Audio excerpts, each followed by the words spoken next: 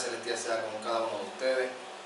En esta ocasión vamos a estar ya en lo que es el comienzo de algunas de las denominaciones que hasta el día de hoy las conocemos con el mismo nombre, tal vez con una que otra divisiones o subdivisiones dentro de ellas mismas, pero ya estamos en lo que es la entrada, se podría decir así, que de lo que se desarrolló después a la libertad de expresión religiosa, en la cual muchas denominaciones, al tenerlas, pues se fueron independizando conforme al punto de vista y el enfoque religioso en el cual se iban determinando algunos líderes o reformadores, y en el cual de ahí surgieron otros grupos. Pero aquí estamos viendo el primero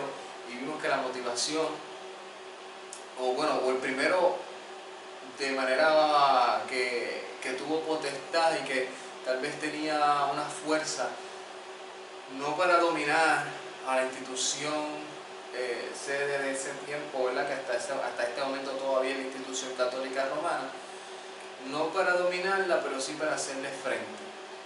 Y vimos que fue por causa de un hombre que quiso divorciarse, la sede no permitió que se divorciara, y entonces él, como se quería divorciar para casarse con otra muchacha, pues decidió él independizarse y hacer su propio dogma religioso, ¿verdad? Su estructura religiosa de cómo se tenían que regir, y a eso se le llama la iglesia o la institución anglicana.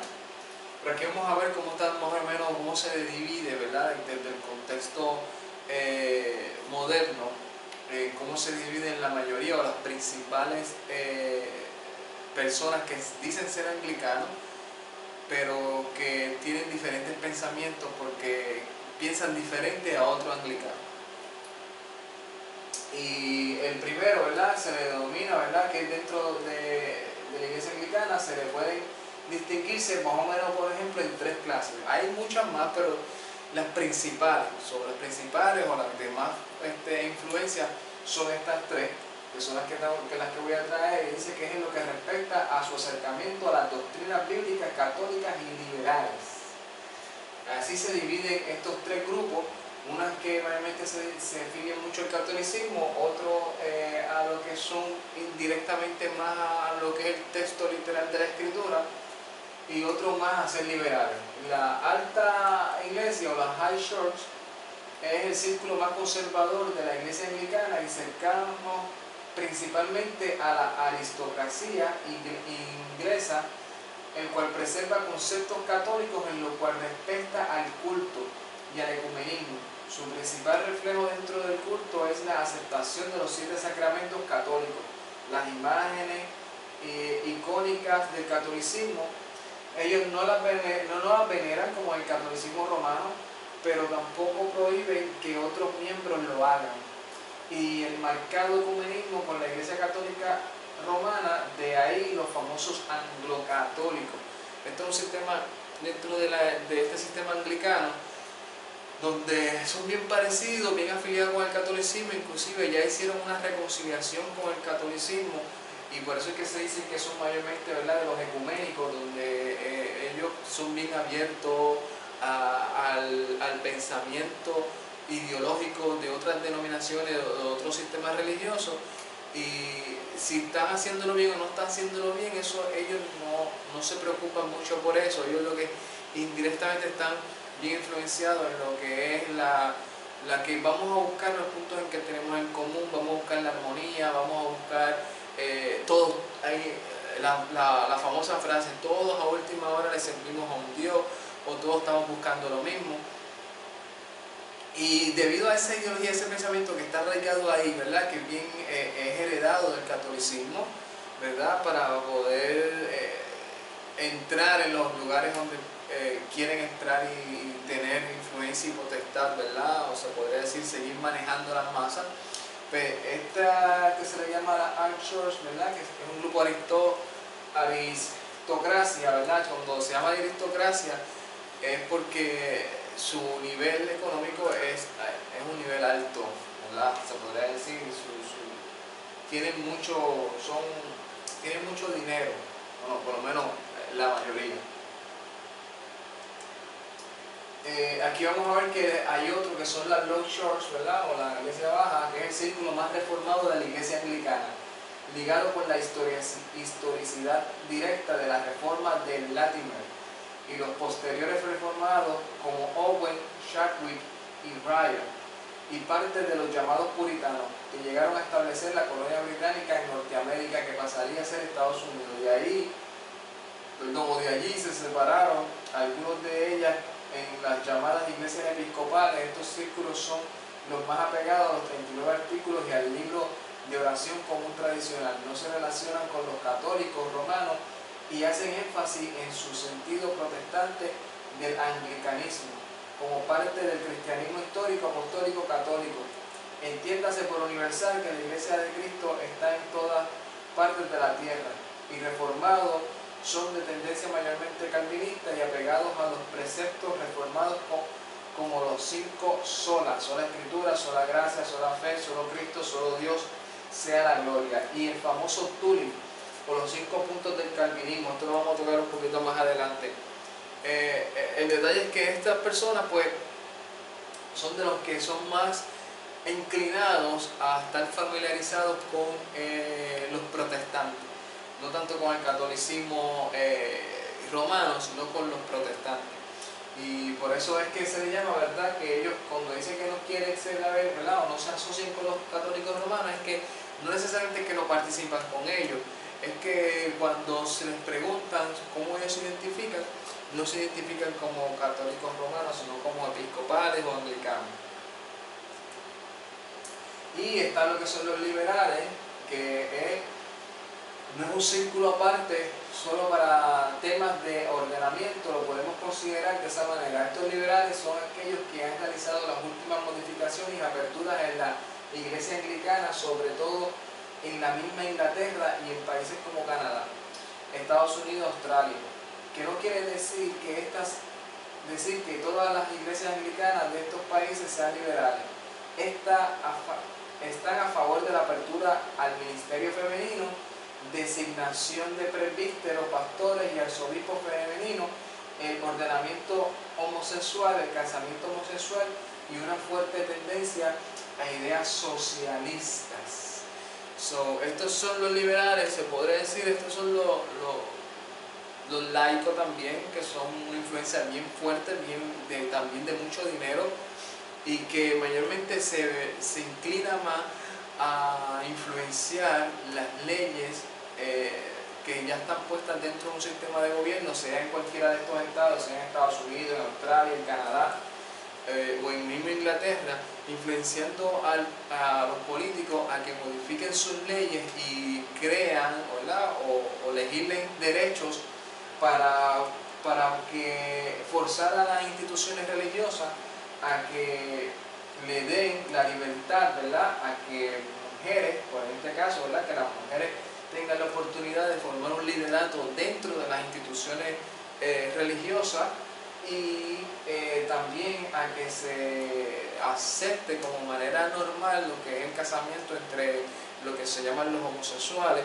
o lo que se llaman las lesbianas, o en este caso también tiene un punto, ¿verdad?, más socialista, de que esto de socialista es más una de las ramas que muchos utilizan, ¿verdad?, para ganar masas, aunque hoy en día llamar socialista a alguien, pues lamentablemente por el mal ejemplo que han dado la mayoría de los que se han declarado socialistas, pues ven la palabra socialista como wow, esta gente son malos, esta gente son unos dictadores, pero no necesariamente la práctica que ellos hicieron tiene que ver con lo que en teoría es el socialismo, ¿verdad? Que si uno lo define en muchas partes, la mayoría de partes del socialismo es como un movimiento que busca mantener la equidad y el balance entre las diferentes clases, entre lo que es el pobre y lo que es el rico.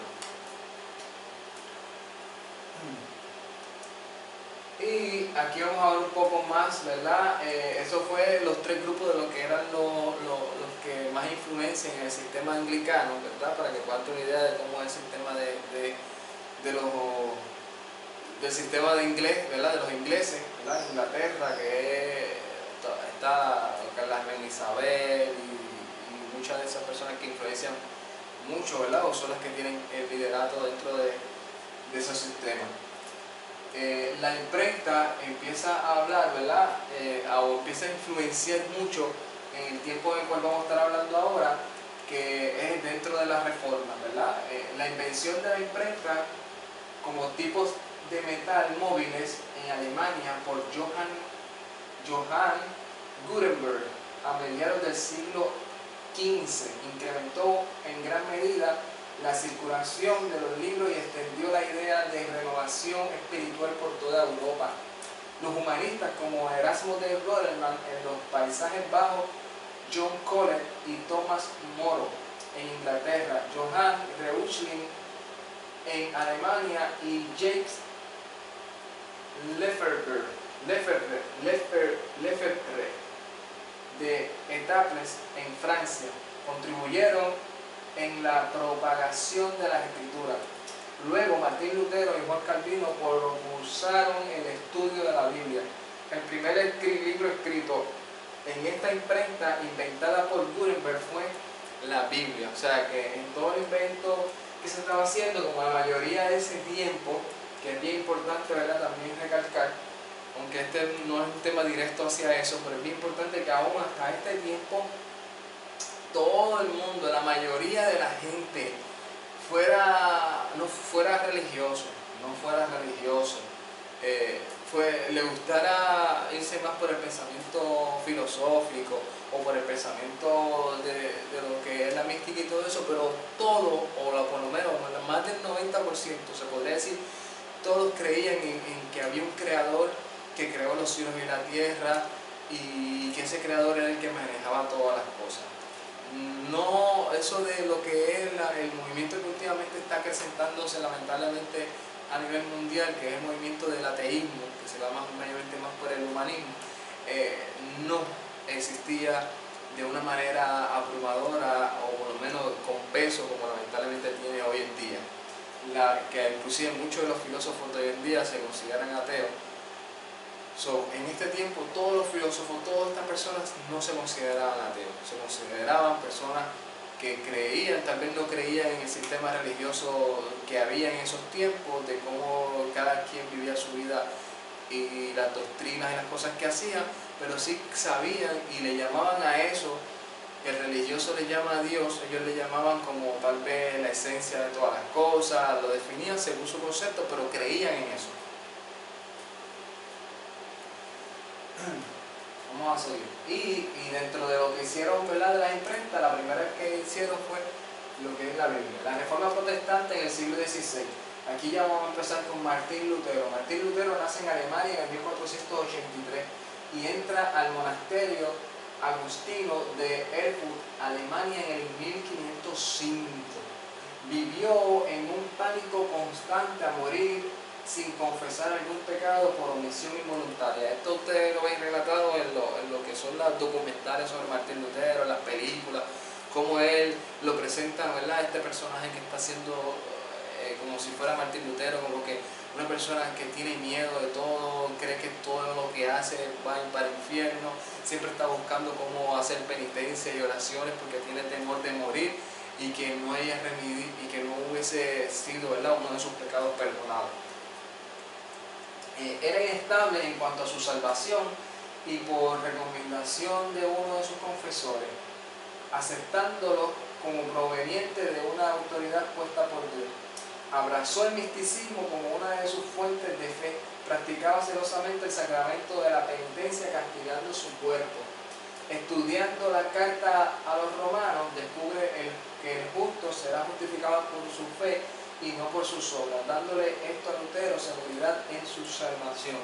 O sea, cuando él está leyendo una de sus cartas, que logró tener acceso a una de esas copias, empieza a leer en el libro de los Romanos que el justo vivirá por la fe y que el hombre no se salva conforme a las obras, sino conforme a la gracia, ¿verdad?, por medio de la fe en el Mesías.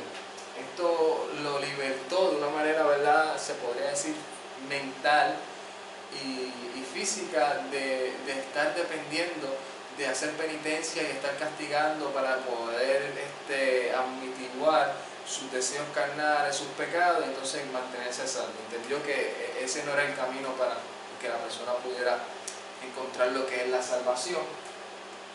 Y esto, ¿verdad? Pues se dice que fue uno de los textos que revolucionó, que lo impulsó a él a defender, ¿verdad?, esa doctrina de la gracia. El 31 de octubre de 1517 puso en el pórtico de la iglesia de Todos los Santos de Wittenberg. Algunos estudiosos dudan sobre si este fue el lugar exacto.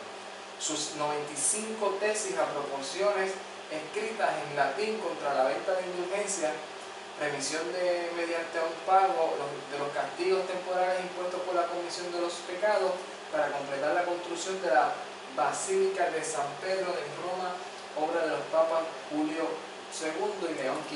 Esto aparece, ¿verdad?, también de manera en la película, de cómo en una ocasión sale Lutero de un lugar que dicen que fue la gota que colmó la copa, sale de un lugar, se encuentra con un hombre, le pregunta por qué no entró a la misa.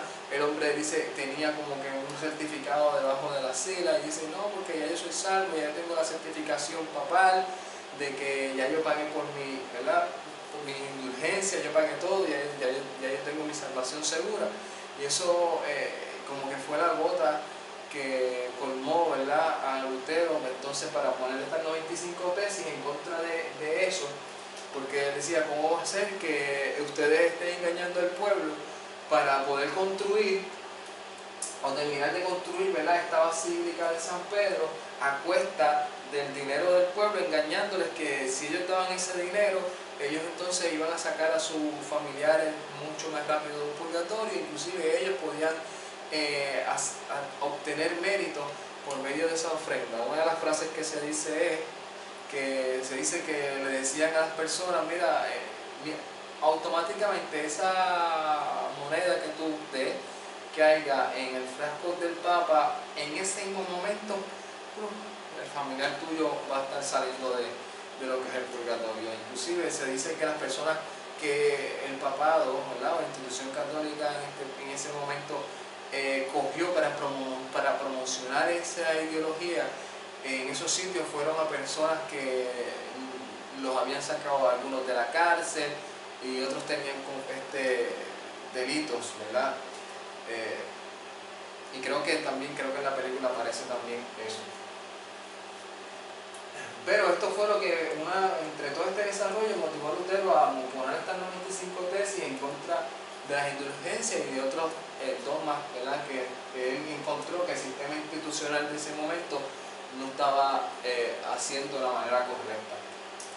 Sus propuestas fueron traducidas de inmediato al alemán, logrando una amplísima difusión. Lutero defendió con energía sus opiniones en debates universitarios públicos en Wittenberg y en otras ciudades, provocando una investigación por parte de la Iglesia romana que culminó con la condena de su enseñanza el 15 de junio del 1520 y con su excomunión el 1 de enero de 1521 por el Papa León X. En abril de 1521 fue convocado ante el emperador Carlos V, hijo de Juan Alarocque y Felipe el Hermoso, en la dieta de Worms, y se le pidió que se retractara ante las autoridades seculares y eclesiásticas allí reunidas. Lutero se negó, asegurando que para hacerlo tendrán que refutar sus teorías con las escrituras y la razón, y que no era conveniente ir contra la conciencia. Su famosa declaración cita que es: aquí estoy, no puedo hacer otra cosa, quizás no sea más que una leyenda. El emperador condenó a Lutero, pero el elector de Sajonia, Federico el Sabio, lo recluyó en su castillo de Wardenburg, donde Lutero comenzó su traducción del Nuevo Testamento del original griego al alemán, una contribución fundamental al desarrollo de la lengua alemana.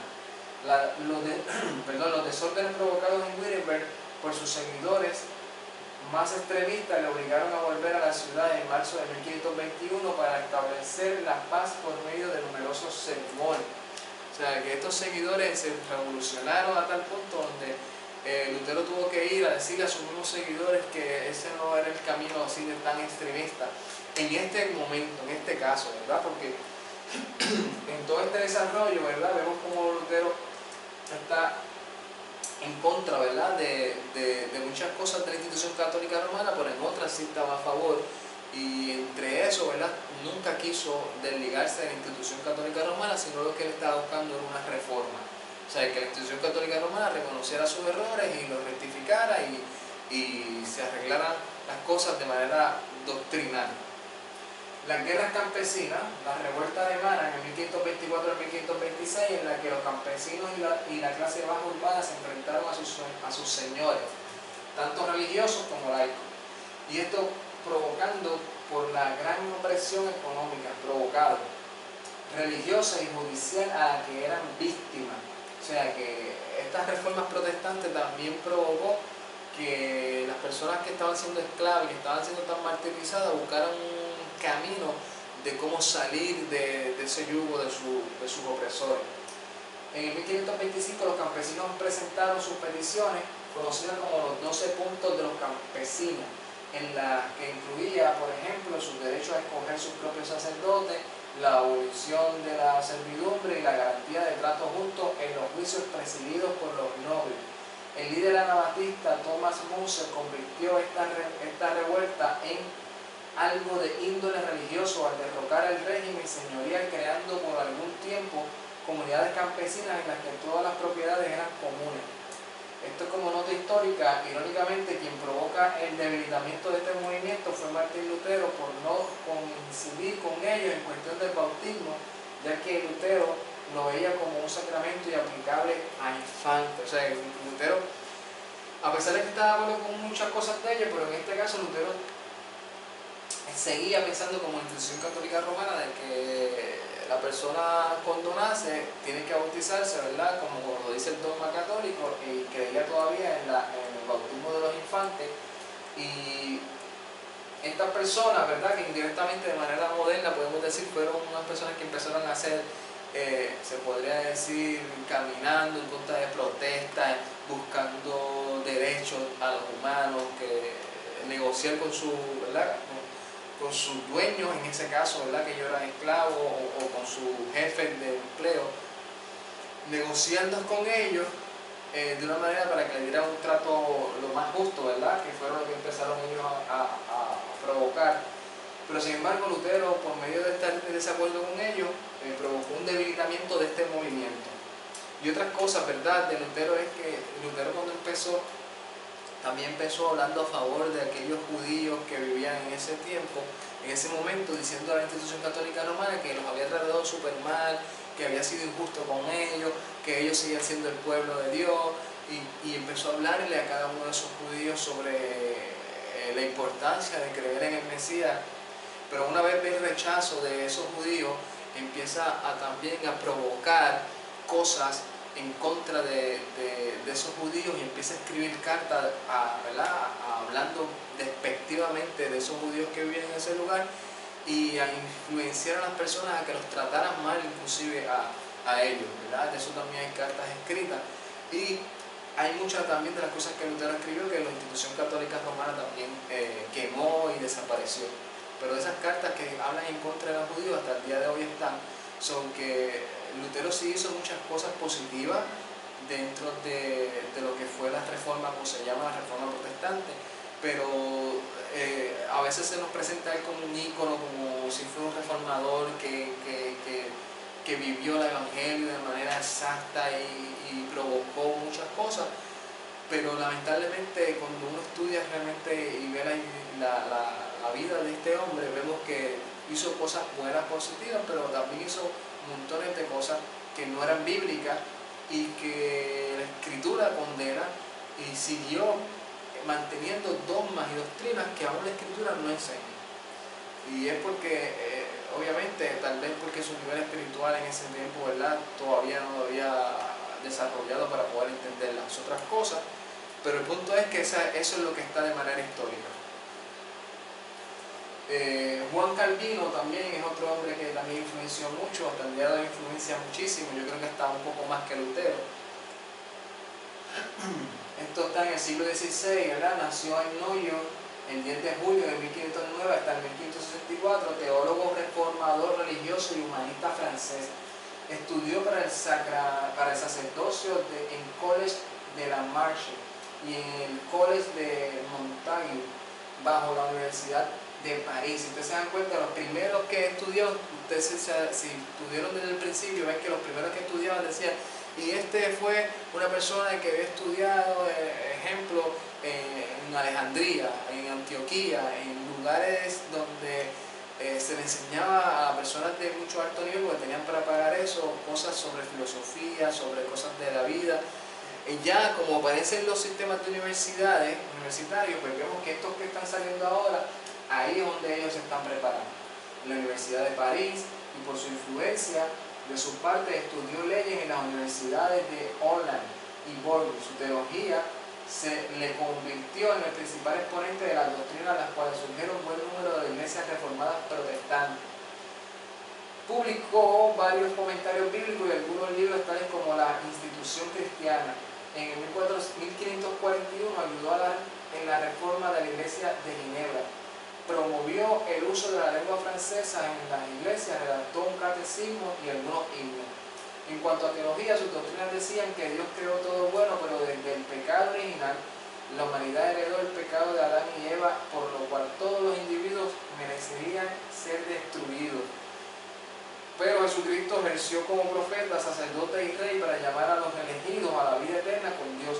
Cristo convoca a los elegidos a una nueva vida, intercediendo por ellos en su expiación, y se halla a la diestra de Dios. El Espíritu Santo de Dios, la tercera persona de la Santísima Trinidad, según su punto de vista, concede poder a los escritos y a la lectura de las Escrituras, a la vida devocional de los creyentes y al desarrollo cristiano en Cristo. Santificación le llama esto, ¿verdad? También permite la confianza en que la resurrección de Dios de entre los muertos traerá a los salvados a la perfección ante la presencia de Dios. Toda seguridad de elección a la gracia es dada por el Espíritu, e incluso la condenación de los reprobos según la justicia de Dios se rige por el poder del Espíritu. Nota histórica: Calvino creía en la justificación por la fe, en la predestinación y en la elección de los santos como parte de la soberanía de Dios. Negaba el libre albedrío. Consintió en la muerte de Miguel Servet en la hoguera, aunque la recomendación de Calvino fue la decapitación, debido a su teoría del sistema circulatorio humano, pero más aún porque no aceptaba que Dios estuviera dividido en tres entes distintos. O sea, este hombre no creía en la Trinidad, tampoco creía, ¿verdad?, en el sistema circulatorio del humano, tenía una teoría de un sistema circulatorio, y separados para conformar la Trinidad. Y como no creía tampoco en la Trinidad, pues Lutero ejecutó, se podría decir, un juicio donde, pero Calvino vio que le hicieron un juicio, y su recomendación, ¿verdad?, su consistió en la muerte de él, y su recomendación fue a que lo decapitaran, pero no lo decapitaron, sino que lo mataron en una hoguera. O sea que hay que también ver que estas personas no necesariamente son aquellos santos que se nos presentan. Hicieron muchas cosas que lamentablemente, si uno las ve desde el punto de vista bíblico, no son bíblicas. Otras posturas son Ulrico Zwinglio. Esto también fue una persona bien influyente, quien negó cualquier conexión real entre el pan y el vino y el cuerpo y la sangre de Cristo. Pensaba que en la celebración de la última cena, que recuerda a los fieles las palabras y la obra del Señor Cristo, está con ellos por el poder del Espíritu Santo. Consideraba que el pan y el vino recuerdan la última cena, pero no se da ningún cambio metafísico en ellos. Juan Calvino afirmó que Cristo está presente tanto en el sentido simbólico como por su poder espiritual, que es impartido por su cuerpo, que está en el cielo, a las almas de los creyentes cuando participaban de la Eucaristía. Esta postura, que ha sido llamada presencia dinámica, está a medio camino entre las doctrinas de Lutero y Zwinglio. Los anabatistas, quienes decían que era una conmemoración sin cambio metafísico de los elementos, haced esto en memoria de mí. La doctrina anglicana, que afirma la presencia real de Cristo, pero sin especificar el modo. O sea que aquí ya están peleando también por lo que es los mismos protestantes, los mismos reformadores, ciertos dogmas que unos están de acuerdo y otros no están de acuerdo. Calvino pensaba que sí, que no solamente estaba de una manera simbólica, sino también un poder espiritual en el cual había una comunión en ese sentido. Aquí hay un mapa de más o menos en los lugares donde ellos fueron bien influyentes. Por ejemplo, en la iglesia de Escocia, ¿verdad?, que mayormente es por el presbiteriana de Escocia. Aquí vemos un poco a John Knox, ¿verdad?, que fue uno de los más influyentes de esta reforma. La iglesia anglicana, ¿verdad?, aquí por Menno Simon, que sale de ahí, de la iglesia anglicana de Holanda.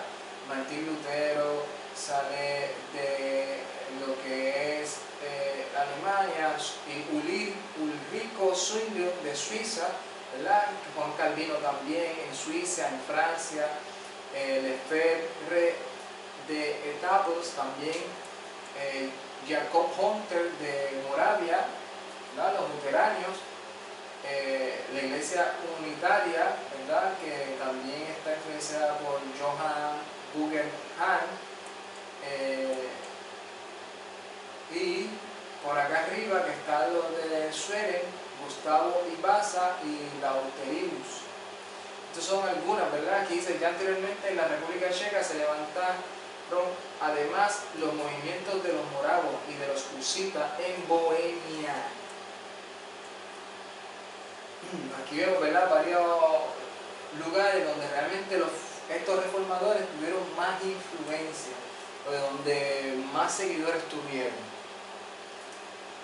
Las denominaciones post-reforma, por ejemplo, sale el luteranismo, recibe su nombre, pues estas son afines a las posturas establecidas por Martín Lutero, y su reforma en estas denominaciones son las iglesias episcopales y las iglesias luteranas.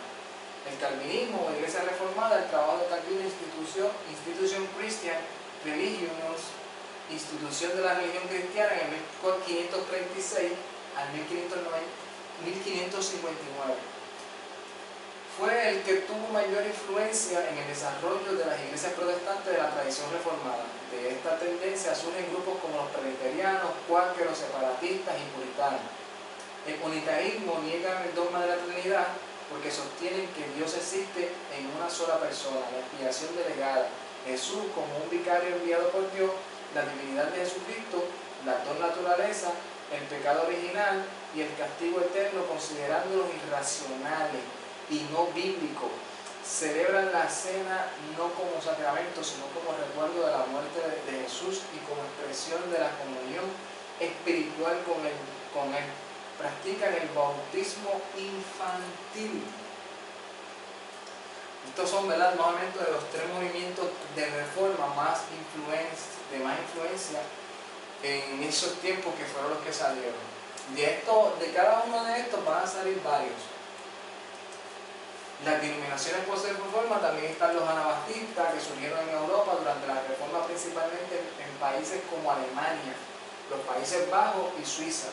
El nombre significa el que se bautiza nuevamente. Se refiere a la práctica de bautizar a adultos aunque la persona ya hubiera sido bautizada en su infancia. Este bautismo debía ser peticionado de manera espontánea y voluntaria por el candidato. Para ellos la cena era una conmemoración y no un sacramento. No creían en la violencia, pensaban en la iglesia, que la iglesia debía estar totalmente separada del Estado. De ahí surgen los luterianos y los menonitas.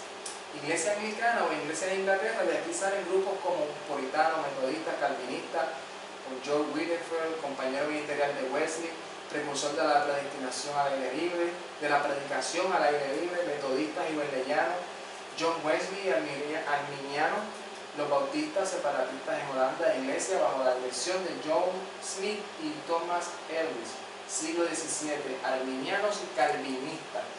Vamos a ver que después Lutero va a pasar como un tercer plano y el debate va a ser más del calvinismo contra los arminianos. Pero si ustedes se dan cuenta, de los anabaptistas se les llama así porque ellos dicen: ese bautismo que se hizo en la gente bajo la institución católica romana desde pequeño, eso no tiene validez. La validez la tiene cuando una persona está consciente realmente de lo que está haciendo. Y aquí vamos a ver este hombre llamado Arminio que declara que la libre voluntad humana puede existir sin limitar el poder de Dios o contradecir la Biblia. El nombre de esta doctrina proviene del calvinista holandés Jacob Arminio. Se le llama el calvinista holandés Jacob Arminio porque él fue un seguidor del calvinismo y luego tomó una postura diferente en algunas posturas que él estuvo aprendiendo, y de momento dijo, no estoy de acuerdo en esta, mi postura es otra, y al tener otra, pues era una persona bien influyente y muchas personas se fueron seguidores de él y se llamaron los arminianos, o les llamaban así.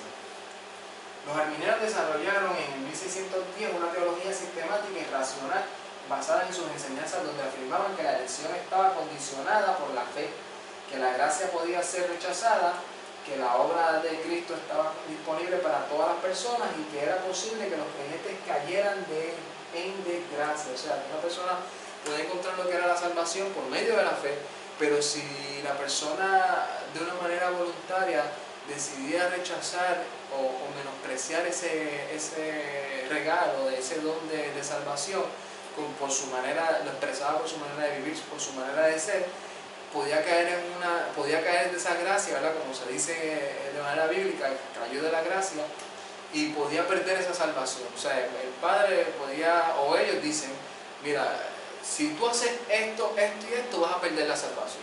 Esa era a lo que ellos llegaron. Y aquí vamos a ver un poco de historia de los anabaptistas. Hay que entender, ¿verdad?, que hay muchas personas que están en una denominación no saben que salieron de un movimiento anabaptista. Y aquí dice la tercera rama de la reforma. Los anabaptistas, ¿verdad?, en su libro Dire Talfors de Westminster, un Deutung, los anabaptistas, su historia y su significado. Hans Jürgen Gortz explica estrictamente, hablan, no había un solo movimiento anabaptista, sino varios. Por ejemplo, en 1521, 4 hombres a quienes se conocían como los profetas de Zwickau causaron gran conmoción al predicar la doctrina de los anabaptistas en la ciudad alemana de Wittenberg. En el 1525 se fundó un grupo distinto de anabaptistas en Zurich, Suiza, y también aparecieron comunidades que seguían esta doctrina de Moravia. Vimos que, ¿se acuerdan que yo hablé de los hermanos Moravia y todo? Que era bien importante porque de ahí salen muchas personas que, influenciados por ese estilo de vida, esas doctrinas, salen otros grupos. Y aquí habla de eso, habla de que hoy es República Checa, ¿verdad?, y los Países Bajos. En los sucesos que se desencadenaron en Münster, desempeñarían un papel decisivo dos inmigrantes holandeses, Juan Martins, panadero de Haarlem, y Jan Beukers, conocido como Juan de Leyden. Martins, quien se había autoproclamado profeta, anunció en abril del año 1534 que acontecería la segunda venida del Mesías. Voy a hacer una pausa para aclarar. Si ustedes vieron casi todas los debates que habían, las distorsiones que han habido doctrinalmente, unos tirando por un lado, otros tirando para el otro lado, hasta este momento, en 1534, todavía no había salido ese movimiento o ese sentir de manera generalizada, ¿verdad?, por un grupo animándose sobre lo que era la venida del Mesías. Todavía no había venido eso. Y vimos que habían diferentes puntos. Primero era sobre quién era el Mesías, si era Dios, si no era Dios. De momento, no, son tres, son uno, no, es dos, tiene doble personalidad, a veces Dios, a veces Hijo. De momento no, María es la madre de Dios, porque María fue la madre de Jesús, y si Jesús es Dios, pues María es la madre de Dios, pero no puede tener otros hermanos. Diferentes doctrinas, pero todas eran mayormente en otro enfoque. Aquí vamos a ver el enfoque, bueno, o por lo menos el principio del enfoque de lo que es la venida de Cristo, o la venida del Mesías. Ahí este hombre ya fue uno de los primeros, o el primero que empezó a decir cuándo era la venida del Mesías. Y dijo que iba a ser para el 1534. la ciudad fue designada la Nueva Jerusalén. Ya empezó a decir, como obviamente ya tenían arraigado de que ellos son el nuevo Israel y que el Israel anterior fue desechado, ya no sirve, ya no está en el propósito de Dios. Hasta ese momento eso es lo que se pensaba, ¿verdad? Basado en la influencia católica romana.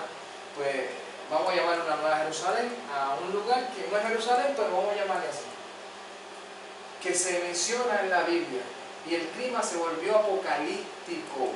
Que vean que este clima apocalíptico no es algo de los últimos tiempos, de los que vivimos ahora, que la gente lo está llamando apocalíptico. Desde casi todas las generaciones empezaban casi siempre a llamar esa generación en la que vivían, estamos en los últimos tiempos. Romans decidió que toda propiedad se considerara posesión de la comunidad entera. Los habitantes adultos debían elegir: o se bautizaban o se marchaban de la ciudad. Entre quienes se sometieron a los bautismos en masa hubo quienes lo hicieron simplemente para no tener que abandonar su hogar y sus pertenencias. O sea, dijeron, esta es la que hay, el Mesías va a venir y tú tienes que entregar todo, tienes que o bautizarte y todo en común acuerdo, porque para que ya vamos a tener las cosas si el Mesías va a venir a traernos lo grande y nosotros somos la Nueva Jerusalén. Debido a la temprana muerte de sus líderes más destacados, los anabatistas nunca llegaron a escribir una exposición detallada y sistemática de sus enseñanzas. En verdad, tampoco deseaban crear un sistema de doctrina acabado y excluyente. Y además nunca llegaron a constituir un movimiento organizado. Por lo mismo se suele reunir bajo el rótulo de anabatistas o grupos con intereses y creencias muy distintas, incluso opuestas. En general se reconocen tres grandes ramas: los anabatistas propiamente dicho, los espirituales y los racionalistas antitrinitarios, aunque sus perseguidores no distinguían entre ellos y los consideraban a todos como una sola cosa. O sea que también hubieron tres grupos bien influyentes del mismo movimiento anabatista, que son bien influenciados por los Moravias, y en este grupo, aunque no se desarrolló y no se formó como un grupo así, por ejemplo, como los presbiterianos, como después se formaron los metodistas, no llegaron a ese nivel, pero los metodistas, los presbiterianos, los bautistas y todo eso, fueron por personas que en una ocasión también pudieron haber salido de este pensamiento de los anabatistas. De entre ellos, quienes no interesan en este artículo son los primeros. Estos adoptaron con sencillez las doctrinas cristianas históricas tales como la Trinidad y las dos naturalezas de Cristo, completamente divino y completamente humano, sin ningún interés especulativo ulterior.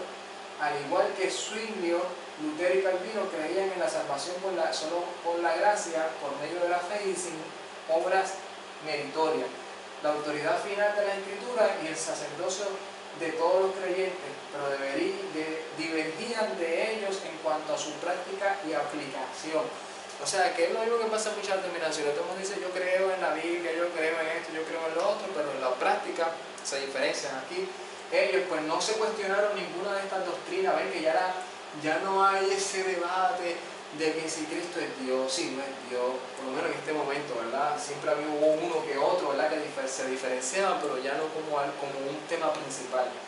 Ya la mayoría de esos movimientos que salían se iban por otros puntos doctrinales, pero el punto de lo que si era Dios, si no era Dios, si era trino, si no era trino, no se lo cuestionaban. Mayormente la mayoría de ellos lo adoptaban y se iban más por otras ramas. Y aquí vamos a ver, ¿verdad?, un poco a los menonitas. ¿Quiénes son los menonitas? Aquí vemos una foto, ¿verdad?, más o menos de cómo es la manera, ¿verdad?, que los identifica a ellos exteriormente, ¿verdad?, por su vestimenta, una vestimenta, ¿verdad?, bien recatada, el hombre, los niños, ¿verdad?, no solamente recatada, sino vistiendo, ¿verdad?, con las mismas vestimentas que vestían sus ancestros, ¿verdad?, una manera de los tiempos de los reformadores. Todavía ellos seguían viviendo, vistiendo, por lo menos físicamente vistiendo, y también pensando en muchas cosas igual. Se llaman los menonitas por este hombre que nació en 1496 y murió en 1561, que se llama Menno Simons, por eso le dicen los menonitas. A algunos de ellos no les gusta que le llamen los menonitas, pero debido a este, que fue un reformador, ¿verdad?, más influente dentro de ese grupo que se estaba uniendo, pues le llaman a ellos los menonitas por ser seguidores del pensamiento doctrinal de este hombre, llamado Menno Simons. ¿Verdad? Que este Menno Simons nació, ¿verdad?, en 1496 a 1591, fue un sacerdote católico también de Frisia, hoy Países Bajos, que escribió para denunciar los errores de los revolucionarios anabaptistas. O sea, un católico que no tiró tanto para los católicos, sino le tiró más a los anabaptistas, impresionado por la tragedia de Münster y convencido de que solamente con un testimonio de auténtico seguimiento a Jesucristo y de sometimiento a la autoridad de la Biblia era posible evitar que las personas fueran seducidas por nuevos errores. Y para rechazar las de los principales y las jerarquías católicas y reformadas, decidió romper en el 1536 con la Iglesia Católica y unirse a los anabaptistas pacifistas. O sea, le tiró un grupo de los anabaptistas, se salió el sacerdocio y se fue a uno de los tres grupos que vimos que se dividían de los anabaptistas. En uno de ellos, que eran los más pacifistas, él se unió a esos grupos, a ese grupo. En cuanto a doctrina, normalmente los menonitas se han limitado a dar por válida la teología protestante y evangélica. Vimos que los anabaptistas también la daban por sentado, que mayormente las principales doctrinas de los protestantes y evangélicas, en las que la mayoría todos están de acuerdo, es en varias, por ejemplo, lo que es el diezmo, lo que es la Trinidad, lo que es la doble naturaleza del Mesías. Varias, ¿verdad? La mayoría de ellas, que aquí las vamos a estar hablando, ¿verdad? Dice, siempre han sido ortodoxos respecto a, ¿verdad?, a un Dios único, creador del universo y divina providencia, la Trinidad, la encarnación, de Jesucristo mediante la Virgen María, la condición de pecadores merecedores de la condenación, en que se halla toda la humanidad fuera de Cristo, la salvación por la fe, por la gracia de Dios mediante la cruz de Cristo, la esperanza en la resurrección de los muertos y el regreso glorioso de Cristo, la necesidad de ceñirse a las Escrituras en toda doctrina y conducta cristiana. Cuando ellos hablan de esto, todo el mundo dice, ve que ellos siguen toda la Escritura, pero la siguen conforme a lo que ya los protestantes y los teólogos reformadores habían dado por sentado.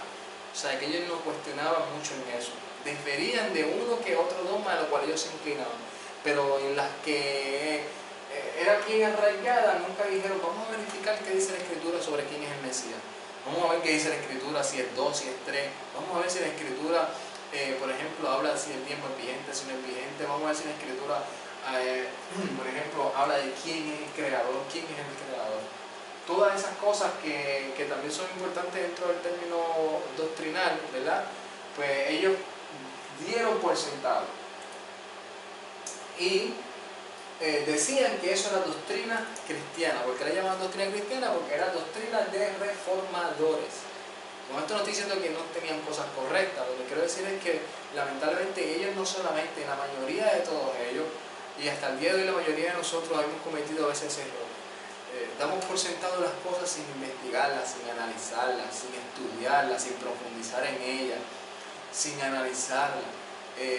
Y nos inclinamos a la que más nos convenza, no a la que la Escritura enseña. Por ejemplo, si me convenció más la de los menonitas, me voy con ellos y ya miro a otros grupos, como ponerle como grupos que no están en la perfección porque yo lo estoy haciendo mejor que ellos.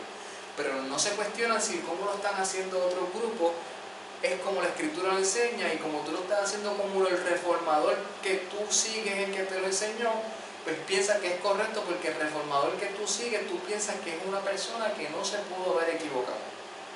Y en el camino nosotros vamos a dar cuenta de que no solamente tu reformador se equivocó, como hombres todos nos equivocamos en algún momento. La importancia es que si seguimos la Escritura dice que nuestros ojos tienen que estar puestos no en el reformador, sino en el autor y consumador de la fe, en el Mesías. En él es que tenemos que estar, en su doctrina. Y cuando comparamos su doctrina con la de los reformadores, nos vamos a dar cuenta en todos los errores que los reformadores han cometido. Y que nosotros que estamos viviendo en esta generación, en esta época, deberíamos de considerarlas y mejorarlas. Se podría decir desde el punto de vista que todos conocen, reformarlas. Pero no en sí no es reformarlas, es hacer lo que la Escritura nos enseña, hacer teshuva, volvernos de nuestros caminos errados y empezar a buscar el camino correcto. Aquí vamos a ver un poco de John Smith, ¿verdad? Saturn Norway en 1566, del 28 de agosto al 1612, en Amsterdam, Países Bajos, fue el primer prelado bautista de Inglaterra y un defensor del principio de libertad religiosa. Los historiadores consideran a John Smith como uno de los fundadores de la denominación bautista. Aquí vamos a estar hablando de los bautistas. Yo estoy hablando de manera de resumen de los anabatistas, estuvimos hablando de manera de resumen de los presbiterianos, estuvimos hablando de manera de resumen de los del Islam, estuvimos hablando de manera de resumen de la institución católica romana, ¿verdad? Que ahí abarcamos un poquito más porque obviamente pues tiene mucho más años que todas estas denominaciones. Y aquí vamos a llegar a lo que son los bautistas. Los bautistas, vamos a ver más o menos de sus creencias principales. La creencia de las iglesias bautistas concuerdan en lo general con el credo de los apóstoles y el credo niceno, siendo en este sentido totalmente ortodoxas en doctrinas, pero particularmente las que definen como tales, lleven o no este nombre de bautista. A estos se les llama comúnmente los distintivos bautistas. O sea, cuando está hablando del credo de Niceno, obviamente está hablando de que no solamente creen en lo que dicen los apóstoles, sino en la determinación del credo de Niceno de los reformadores de ese día. Hicieron una reforma en el credo de Niceno y ellos dicen, nosotros creemos en los reformadores, lo que ellos vivieron. Por eso es que en estos días a veces usted ve que hay personas, ¿verdad?, pastores, como se llamen, y dicen, mira, nosotros nos hemos olvidado de las enseñanzas de nuestros padres. Y cuando a veces se refiere a nuestros padres, se está refiriendo a esos reformadores, ¿verdad?, o los padres de la iglesia, a veces le llaman. Se está refiriendo a las enseñanzas de esos reformadores. Y Juan Calvino es uno de los que ha influenciado mucho en el área sur de Estados Unidos, ¿verdad?, de lo que son los bautistas reformadores. Y aquí, ¿verdad?, estuvimos hablando ya, ¿verdad?, un poco de lo que es Juan Calvino en aquel entonces. Parece que se repitió una página. Y la ideología calvinista, ¿verdad?, es esta más o menos, que la que estamos hablando ahora. El crecimiento de las iglesias reformadas o calvinistas pertenece a la segunda fase de la reforma protestante. Tras la excomunión de Martín Lutero con la iglesia católica, Calvino se refugió en Ginebra. Había firmado la Confesión de Habsburgo en 1540, pero su repercusión fue más notable en la Reforma Suiza, la cual no era luterana, sino que se basaba en las enseñanzas de Ulrico Zwinglius. ¿Se acuerdan que dijo que este hombre era bien importante? Porque influenció a Martín Lutero en parte y a Calvino. La enseñanza y la doctrina protestante estaba evolucionando de manera independiente a Martín Lutero, bajo la influencia de muchos escritores y reformadores, entre los cuales destacaba Calvino. Y esto es algo que también se resalta, de que no solamente Calvino y Lutero eran los reformadores, había muchos reformadores que estaban en esa época. Lo más que se mencionan son ellos, pero había muchos reformadores que estaban en diferentes lugares, más o menos como lo vimos en el mapa, ¿verdad?, que cada quien influenció en el lugar donde vivía. Numerosos teólogos, no necesariamente relacionados con las iglesias reformadas, han contribuido a desarrollar la cosmovisión calvinista, como se le conoce hoy en día. Entre ellos se cuentan el teólogo holandés de origen flamenco Francisco Gomarus, John Knox, ¿verdad?, que aquí vamos a ver dónde sale, quiénes son los que salen de John Knox, el fundador de la iglesia presbiteriana, que lo explica, John Bunyan, el predicador bautista, autor del bestseller cristiano del progreso del peregrino, y el teólogo norteamericano Jonathan Edwards, que también es uno de los reformadores bien conocidos en Estados Unidos. uno de los principales protagonistas durante el resurgimiento espiritual denominado primer gran avivamiento en los Estados Unidos a mediados del siglo XVIII. Hay una predicación bien famosa de John Elwell, donde dicen que él estaba predicando sobre los pecadores en las manos de Dios y que la gente creía como si estuviesen en el mismo infierno cuando él estaba hablando sobre ¿verdad? El temor que tiene que tener un pecador, ¿verdad? Cuando no quiere obedecer al Creador. Esto es más o menos, ¿verdad?, los puntos doctrinales del calvinismo.